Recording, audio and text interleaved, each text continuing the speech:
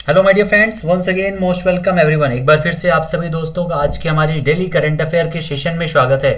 जितने भी दोस्त हैं एक बार सेशन को आप सभी लोग लाइक कर दीजिएगा, शेयर कर दीजिएगा सारे दोस्तों के बीच में।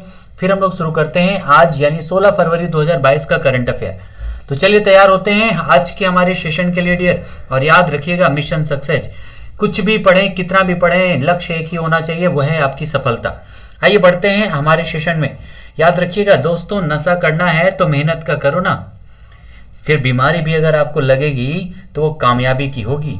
यानी कोई भी अगर है, अगर आपको नशा ही करना है तो धूम्रपान नशा नहीं डियर, मेहनत का नशा करो, अपने लक्ष्य के प्रति नशा करो, उसको पढ़ने का नशा करो। क्योंकि जब इसकी बीमारी लगती है ना तो सिर्फ एक चीज मिलती है, वो है आपकी सफलता, आपकी कामयाबी, आपकी मंजिल और हर वो चीज जो आपने अपनी लाइफ में सोच कर रखा होगा करने के लिए। तो याद रखिएगा इस पॉइंट को और इसी से आज शुरू करते हैं हमारा आज का सेशन। और पहला क्वेश्चन आपके सामने है, टाटा के द्वारा, किसके द्वारा डियर? टाटा के द्वारा एयर इंडिया का नया सीईओ और मैनेजिंग डायरेक्टर किसे बनाया गया है? ठीक है, तो किसके द्वारा डियर? तो ये आपका बनाया गया है टाटा के द्वारा। याद रखिएगा टाटा के द्वारा एयर इंडिया का नया सीईओ और मैनेजिंग डायरेक्टर किसे नियुक्त किया गया है? तो ये नियुक्त किया गया डियर इल्कर आईएससी को। ठीक है, इल्कर आईएससी को नियुक्त किया गया है टाटा के द्वारा। एयर इंडिया का अभी हमने डिस्कस भी किया था, एयर इंडिया का जो है अभी हाल ही में टाटा के द्वारा जो है अधिग्रहण किया गया था। किसके द्वारा डियर? टाटा के द्वारा। रतन टाटा जो है इसके हेड हैं, याद रखिएगा। रतन टाटा के द्वारा फिर से आपका जो एयर इंडिया है वो लौट कर अपने घर वापस आ चुका है, क्योंकि इसकी जो मूल कंपनी है वो टाटा ही है। टाटा के द्वारा ही एयर इंडिया को स्टार्ट किया गया था। ठीक है, जिसकी 100% जो है हिस्सेदारी अभी हाल ही में 100% हिस्सेदारी को टाटा के द्वारा खरीद लिया गया है। ठीक है, नेक्स्ट हमारा है गुरु रविदास जयंती कब मनाई जाती है? तो ये मनाई गई है आपके 16 फरवरी को। ठीक है, 16 फरवरी को डियर जो है मनाई जाती है गुरु रविदास जयंती। याद रखिएगा गुरु रविदास जयंती, इनका जन्म कहाँ हुआ था? ये उत्तर प्रदेश के काशी में ही इनका जन्म हुआ था। याद रखिएगा रविदास जी का। ठीक है, काशी में रविदास जी का जन्म हुआ था। ये आपके मोस्ट इंपॉर्टेंट पॉइंट है, इनसे संबंधित रविदास जयंती 16 फरवरी को सेलिब्रेट किया जाता है। ये जो काशी है डियर, यही आपका एक महाजनपद काल भी था एंशिएंट में। उसके अलावा यहाँ की जो कैपिटल थी वाराणसी, अभी वाराणसी में ही जो है हमारे देश के प्रधानमंत्री जी के द्वारा एक जो है विश्वनाथ कॉरिडोर के अलावा काशी विश्वनाथ मंदिर का उद्घाटन किया गया है। कौन सा? काशी विश्वनाथ टेम्पल का उद्घाटन अभी हाल ही में वाराणसी में हमारे देश के प्रधानमंत्री जी के द्वारा किया गया। ये वाराणसी जो है हमारे देश के प्रधानमंत्री जी का संसदीय क्षेत्र भी है। उसके अलावा इसी वाराणसी में एक रुद्राक्ष कन्वेंशन सेंटर, कौन सा डियर? रुद्राक्ष कन्वेंशन सेंटर किसके द्वारा? तो जापान के द्वारा। जापान के द्वारा जो है एक रुद्राक्ष कन्वेंशन सेंटर की शुरुआत इसी वाराणसी में किया गया है।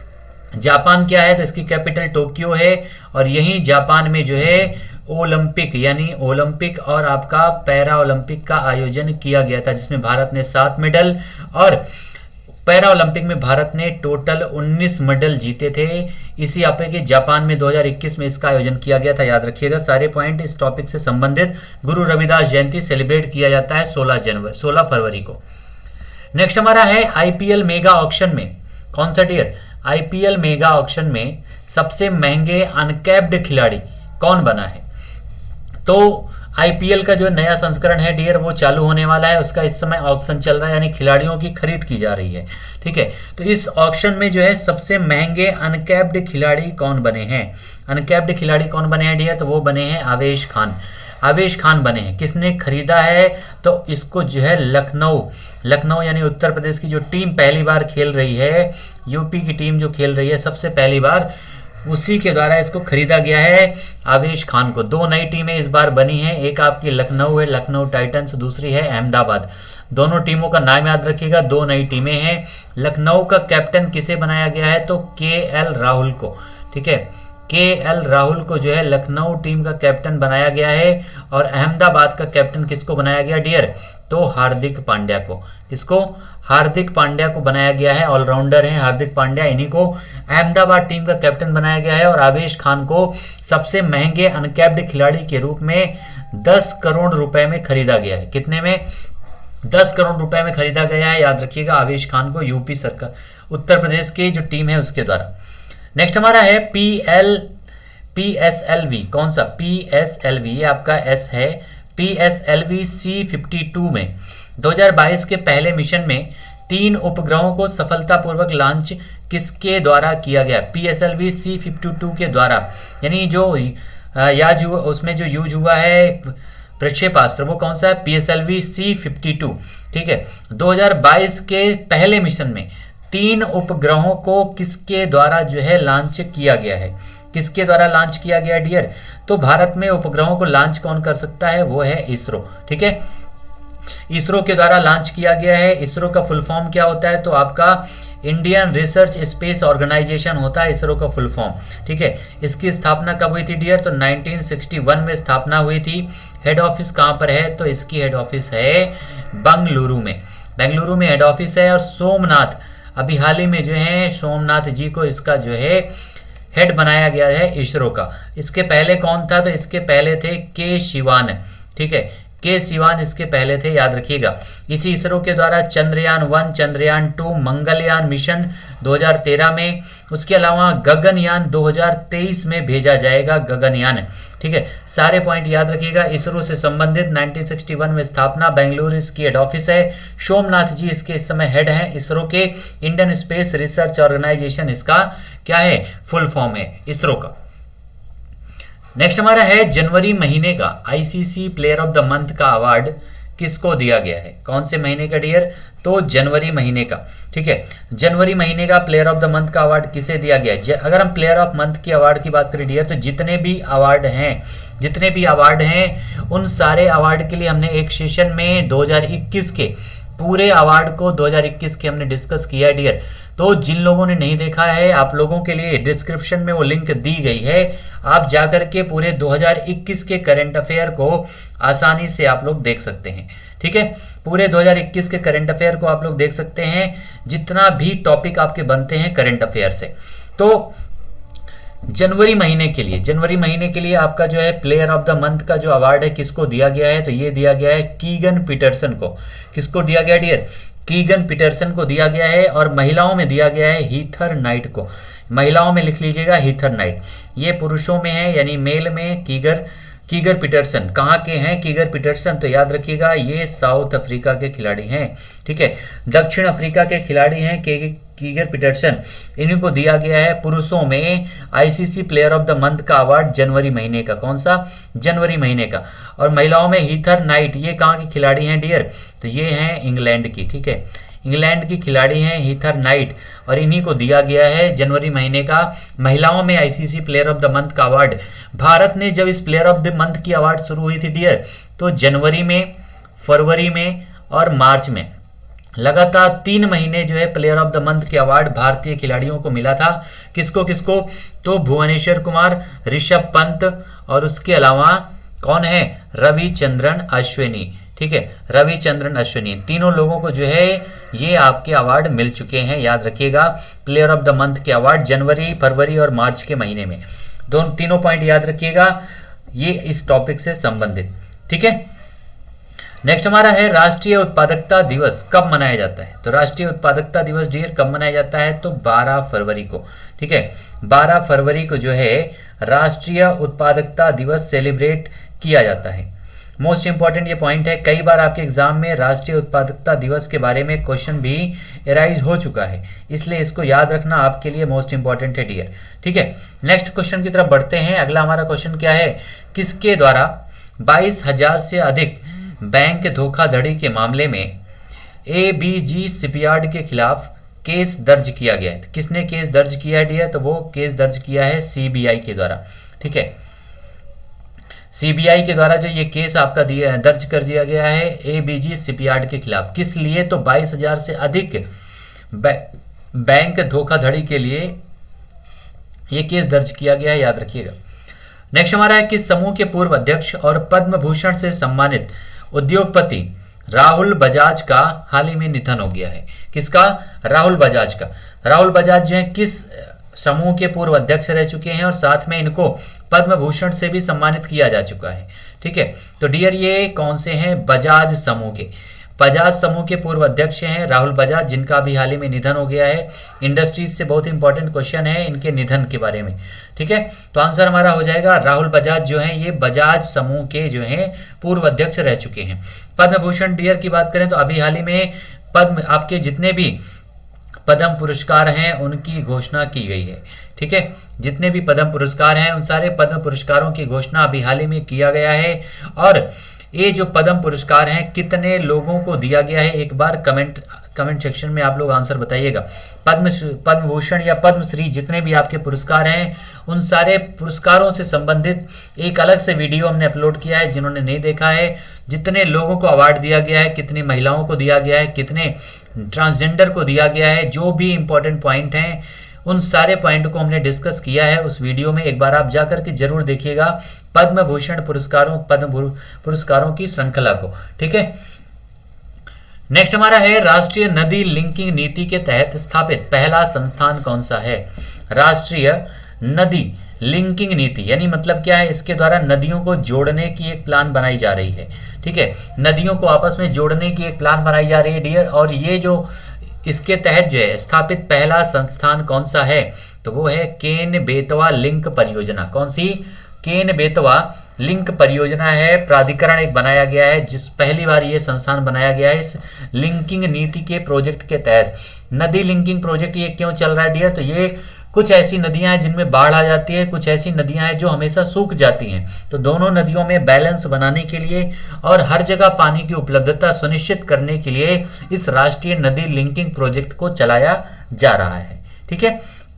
तो केन बेतवा प्रोजेक्ट ये आपका जो लिंक परियोजना प्राधिकरण है इसे इसके द्वारा शुरू किया गया है। अगला हमारा क्वेश्चन है टाइग्रे विद्रोही बलों के पीछे हटने के साथ ही किस देश ने आपातकाल की जो स्थिति है उसको हटा दिया है। आपातकाल की घटनाएं इस समय बहुत चल रही हैं। श्रीलंका में खाद्य आपातकाल, उसके अलावा वेनेजुएला में आपातकाल, उसके अलावा ये आप देख रहे हैं इथोपिया में आपातकाल, ठीक है। तो आपातकाल की स्थिति को हटा दिया गया है। कौन सा देश है डियर, तो वो है इथोपिया, ठीक है। इथोपिया जो है ये आपके अफ्रीकी कॉन्टिनेंट का देश है, याद रखिएगा। यहीं पर है, इसकी कैपिटल है आदिस अबाबा और यहीं पर जो है आपका अफ्रीकन यूनियन का जो है हेडक्वार्टर है। अफ्रीकन यूनियन का हेडक्वार्टर यहीं पर है आदिस अबाबा में, याद रखिएगा। और इथोपिया हमारा करेक्ट आंसर हो जाएगा इस क्वेश्चन का, जहां से आपातकाल की स्थिति को हटाया गया है। अभी हाल ही में श्रीलंका में खाद्य आपातकाल भी लगा था, यह भी याद रखिएगा, जब कोविड लॉकडाउन चल रहा था। नेक्स्ट हमारा है प्रश्नोत्तरी की तरफ हम बढ़ते हैं। 10 क्वेश्चन हम लोग डिस्कस करने वाले हैं डियर प्रश्नोत्तरी में। और याद रखिएगा अभी तक जिन्होंने चैनल को सब्सक्राइब नहीं किया है सब्सक्राइब कर लीजिएगा, और वीडियो को लाइक नहीं किया तो लाइक जरूर कर दीजिएगा। आइए बढ़ते हैं डियर प्रश्नोत्तरी की तरफ हमारे। और पहला क्वेश्चन आपके प्रश्नोत्तरी में आपके सामने है, क्या है? बजरी का कानून के रूप में खनन किस राज्य में शुरू किया गया? बजरी का कानूनी रूप से जो खनन है किस राज्य में शुरू किया गया है? तो गुजरात में, महाराष्ट्र में, राजस्थान में या फिर केरला में। बजरी का कानूनी रूप से खनन किस राज्य में शुरू किया गया डियर? तो ये किया गया है, कहां पर हो सकता है? तो सबसे ज्यादा जहां पर बालू होगी यानी रेगिस्तानी क्षेत्र है वो है राजस्थान, ठीक है। राजस्थान के द्वारा ये आपका कानूनी रूप से खनन इसका शुरू किया गया है।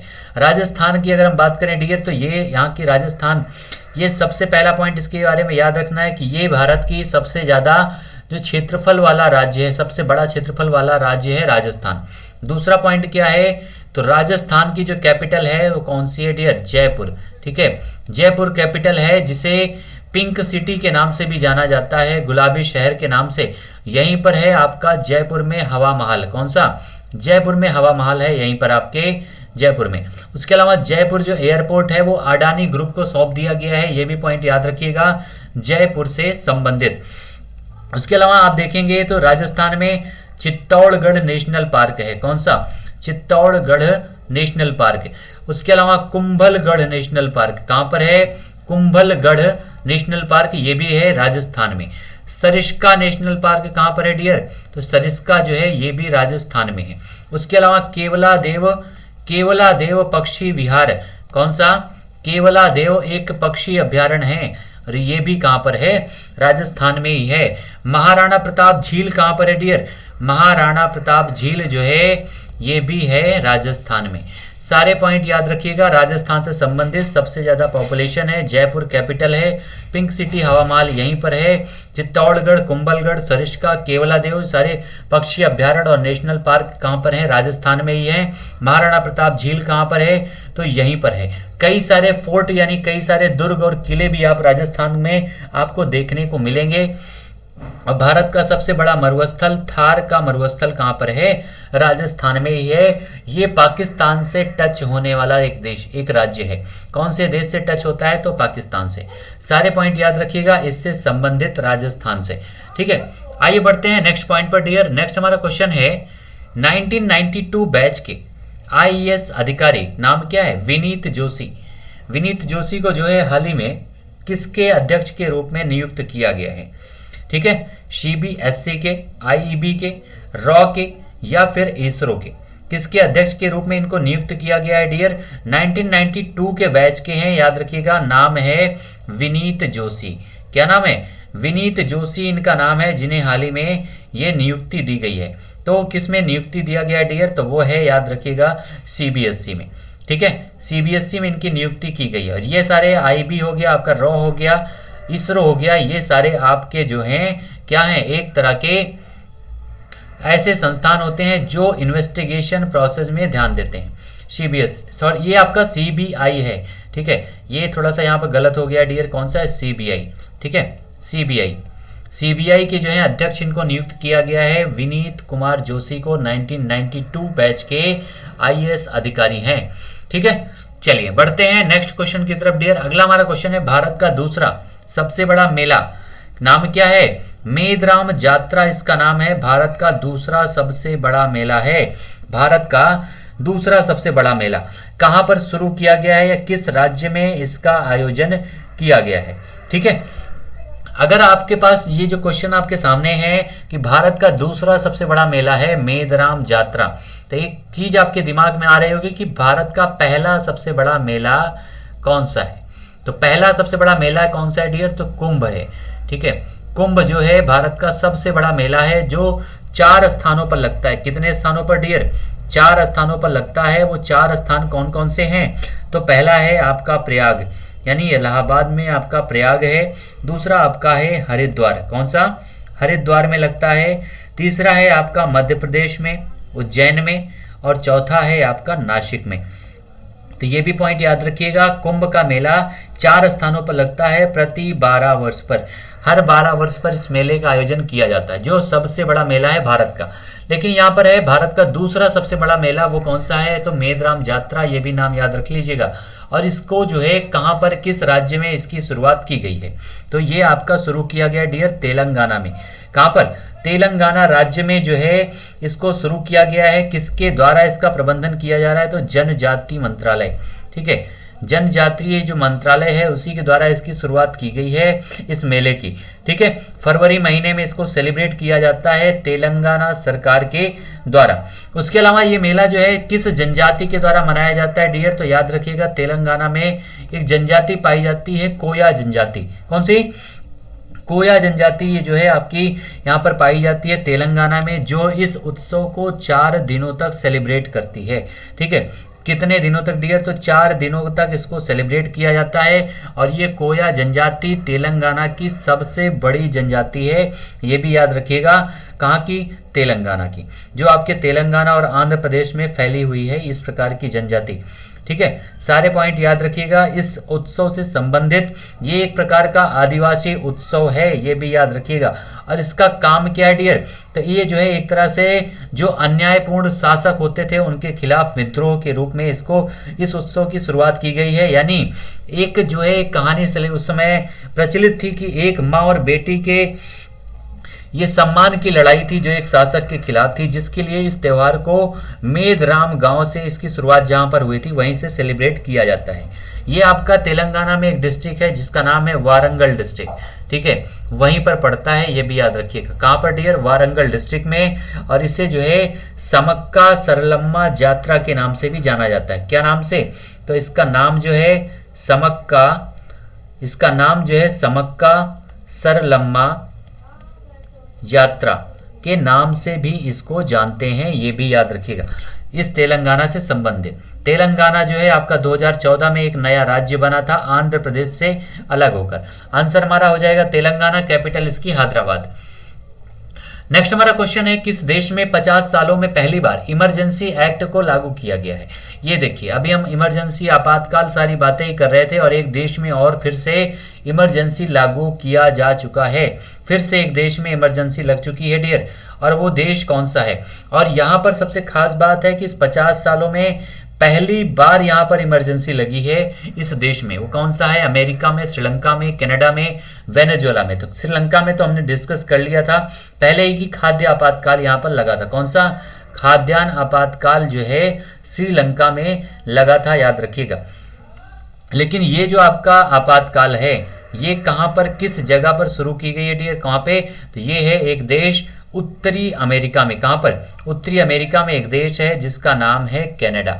ठीक है, कनाडा में जो है इस आपातकाल को लगाया गया है। जो वहाँ के इस समय प्रधानमंत्री हैं कनाडा के, जिनका नाम क्या डियर? Justin Trudeau. ठीक है, जस्टिन ट्रूडो उनका नाम है, उन्हीं के द्वारा इसकी घोषणा की गई है, कनाडा के प्रधानमंत्री जो हैं। ठीक है, कनाडा की कैपिटल क्या है? एक बार कमेंट सेक्शन में आप लोग आंसर जरूर बताइएगा। कमेंट सेक्शन में आंसर दीजिएगा, कनाडा की कैपिटल क्या है? 50 वर्षों में पहली बार इसको लागू किया गया है। और ये जो आपातकाल हैं वो क्यों यहाँ पर लगाए गए हैं डियर? तो ये जो आपातकाल है वहाँ पर इस समय स्थितियाँ जो हैं काफ़ी गड़बड़ाई हुई हैं। किसकी वजह से? तो कोरोना की जो महामारी है वहां पर जो प्रतिबंध लगाए गए हैं कोविड के कारण, उन प्रतिबंधों के खिलाफ लोग सड़कों पर उतर गए हैं, जिसको संभालने के लिए इस आपातकाल को लागू किया गया है। ठीक है, उसीलिए इस आपातकाल को लागू किया गया है। भारत में भी आपातकाल इमरजेंसी लगती है डियर। आर्टिकल, किस आर्टिकल के तहत? तो याद रखिएगा, भारत में हमारे जो इमरजेंसी आर्टिकल है वो है आर्टिकल 352, आर्टिकल 356 और आर्टिकल 360। राष्ट्रीय आपातकाल है और ये आपका राष्ट्रपति शासन है, और ये है आपका वित्तीय आपातकाल। सारे पॉइंट याद रखिएगा, इन्हीं के अंतर्गत जो है आपातकाल की भारत में लागू किए जाते हैं। तो आंसर हमारा हो जाएगा यहाँ पर कनाडा। नेक्स्ट हमारा क्वेश्चन है, सौभाग्य योजना के तहत सौर विद्युतीकरण के मामले में कौन सा राज्य शीर्ष पर है? कौन सी योजना है? तो सबसे पहले याद रखिएगा, योजना का नाम है सौभाग्य योजना। ठीक है, सौभाग्य योजना। सौभाग्य योजना की जो शुरुआत है डियर, वो किसको बढ़ावा देने के लिए शुरू की गई है? तो सौर विद्युतीकरण, यानी बिजली, हर घर बिजली इसका उद्देश्य होता है। इसका उद्देश्य क्या डियर? हर घर बिजली। ठीक है, सौभाग्य योजना जो है हर घर बिजली की सुविधा प्रदान करने के लिए इसको शुरू किया गया था। कई बार क्वेश्चन पूछा गया है कि सौभाग्य योजना की शुरुआत किसके लिए किया गया है? तो बिजली के डिस्ट्रीब्यूशन के लिए हर जगह। ठीक है, तो इसमें कौन सा राज्य जो है वो शीर्ष पर है इस योजना के तहत? किसमें? बिजली आवंटन के मामले में, सौर ऊर्जा के मामले में। तो याद रखिएगा वो राज्य कौन सा है? उत्तर प्रदेश, हिमाचल प्रदेश, राजस्थान या फिर गुजरात। तो वो राज्य है डियर राजस्थान है, जिसने इस श्रृंखला में जो है इस आपके योजना के तहत सबसे ज्यादा काम किया है। वो प्रदेश कौन सा है? तो वो राजस्थान है। राजस्थान के बाद अगर हम बात करें डियर तो छत्तीसगढ़ है, छत्तीसगढ़ के बाद हमारा उत्तर प्रदेश है, उसके बाद आसाम है। ये सारे राज्यों के नाम हैं जो इनमें शीर्ष पर हैं। और अगर हम बात करें इस योजना में सबसे कम काम कहाँ पर हुआ है, तो वो आपका हिमाचल प्रदेश हो जाएगा, यानी जो पहाड़ी क्षेत्र हैं। उसके अलावा सिक्किम में, सिक्किम के बाद आपका जम्मू और कश्मीर में। ये ऐसे क्षेत्र हैं जहाँ पर लगभग शून्य काम यहाँ पर हुआ है, यानी शून्य। यहाँ पर योजनाओं का लाभ बहुत ही कम लोगों को मिला है इस योजना का, सौभाग्य योजना का। ठीक है, इस सौभाग्य योजना की जो शुरुआत है डियर वो कब की गई थी? तो याद रखिएगा, इसकी शुरुआत हमारे देश के प्रधानमंत्री जी के द्वारा जो है 25 सितंबर को, कब? 25 सितंबर 2017 में। 2017 में जो है इस योजना की शुरुआत हमारे देश के प्रधानमंत्री जी के द्वारा किया गया था। सारे पॉइंट याद रखिएगा, इस क्वेश्चन से संबंधित जो भी पॉइंट हमने अभी तक डिस्कस किया है मोस्ट इंपॉर्टेंट है सारे। ठीक है, आइए बढ़ते हैं नेक्स्ट क्वेश्चन की तरफ डियर। अगला हमारा क्वेश्चन है, किस देश के राष्ट्रपति नाम क्या है? रेचप तैयप एर्दोगन। नाम क्या है? रेचप तैयप एर्दोगन इनका नाम है, और इन्होंने अपने देश का नाम जो है परिवर्तित कर दिया है।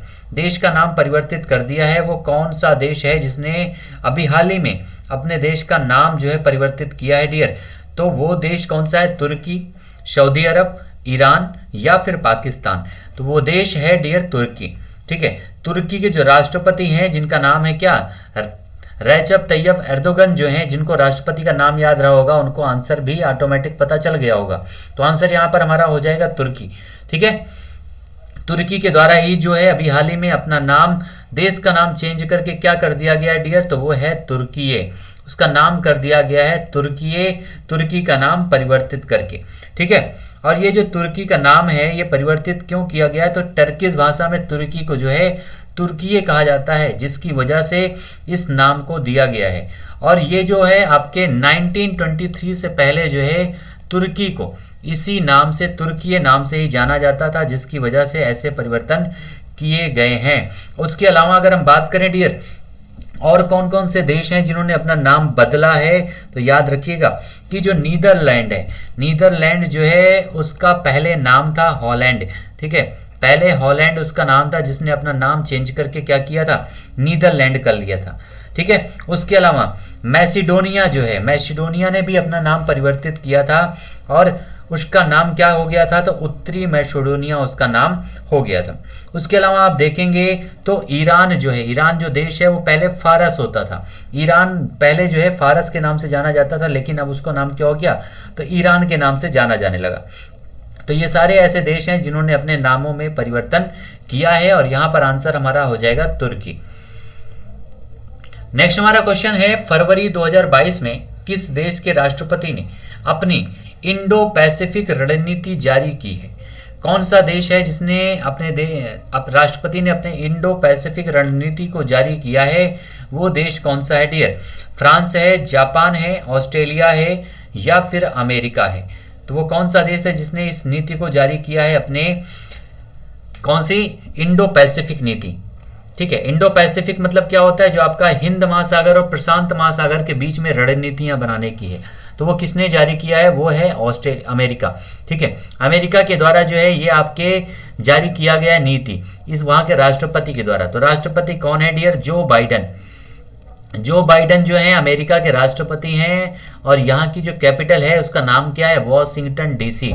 कौन सी नदी के किनारे है, तो याद रखिएगा पोटोमैक नदी के किनारे है वॉशिंगटन डीसी। और इसी वॉशिंगटन डीसी में जो है आपका वर्ल्ड बैंक और आईएमएफ का मुख्यालय है। दोनों की स्थापना डियर 1945 में की गई थी, जो विश्व को एक रेगुलेटिंग तरीके से वित्तीय सहायता प्रदान करती हैं। यहाँ पर इस समय जो है उपराष्ट्रपति कौन है डियर? तो कमला हैरिस यहाँ के उपराष्ट्रपति हैं अमेरिका की, ये भी याद रखिएगा। अमेरिका में टोटल कितने प्रांत हैं? तो 50 प्रांत हैं, जिसमें सबसे अंतिम कौन सा बना था, तो उसका नाम है अलास्का। ठीक है, सबसे अंतिम कौन सा था यार? अलास्का उसका नाम था, याद रखिएगा। भारत और अमेरिका के बीच में कौन सा युद्धाभ्यास होता है? तो याद रखिएगा भारत और अमेरिका के बीच में एक युद्धाभ्यास होता है जिसका नाम है मालाबार युद्धाभ्यास। लेकिन इसमें आपके ऑस्ट्रेलिया और जापान 4 देश शामिल होते हैं इस युद्धाभ्यास में, जिसमें भारत और अमेरिका के बीच ये आपका 1992 में शुरू किया गया था। जापान इसमें जो है 2015 में शामिल हुआ था और ये ऑस्ट्रेलिया इसमें 2020 में शामिल हुआ था। अब ये 4 देश बन जाने से ये ग्रुप बन गया है जिसका नाम है क्वाड, जिसकी अध्यक्षता इस बार जो है जापान के द्वारा किया गया है। जापान के जो प्रधानमंत्री हैं जिनका नाम है फूमियो किशिदा। क्या नाम है डियर? फूमियो किशिदा इनका नाम है, जिनके द्वारा इसका इस बार अध्यक्षता की गई है। सारे पॉइंट याद रखिएगा। और इसके अभी हाल ही में क्वाड के जो है विदेश मंत्रियों का सम्मेलन आयोजित किया गया था मेलबर्न में, ऑस्ट्रेलिया में। मोस्ट इंपॉर्टेंट पॉइंट है, जो भी पॉइंट अभी तक हमने डिस्कस किया है सारे पॉइंट याद रखिएगा। आंसर हो जाएगा अमेरिका। ठीक है, नेक्स्ट हमारा क्वेश्चन है डियर, किस बैंक के सीईओ नाम क्या है? संदीप बख्शी उनका नाम है। संदीप बख्शी को जो है business standard bankers of the year 2021 या 21 और 22 के लिए चुना गया है। 2021 और 22 के लिए चुना गया है। किसको? तो संदीप बख्शी को business standard bankers of the year चुना गया है, याद रखिएगा। और ये कौन से बैंक के सीईओ हैं, ये क्वेश्चन पूछा गया है। ठीक है, तो संदीप बख्शी जो है डियर कौन से बैंक के सीईओ हैं? आरबीआई के, आईसीआईसीआई बैंक के, एचडीएफसी के या फिर एसबीआई बैंक के। तो ये जो है आईसीआईसीआई बैंक के सीईओ हैं संदीप बख्शी जी, जिनको अभी business standard bankers of the year चुना गया है।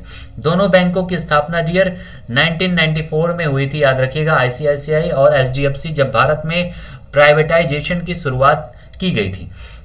आरबीआई के बारे में सारी चीजें डिस्कस भी कर चुके हैं। 1926 के यंग कमीशन, 1934 के अधिनियम के आधार पर 1935 में जो है आरबीआई का गठन किया गया था। ठीक है, आरबीआई का जो गठन किया गया था उस समय भारत, ये इंडिया और पाकिस्तान दो देशों के बैंक के रूप में इसने काम किया है।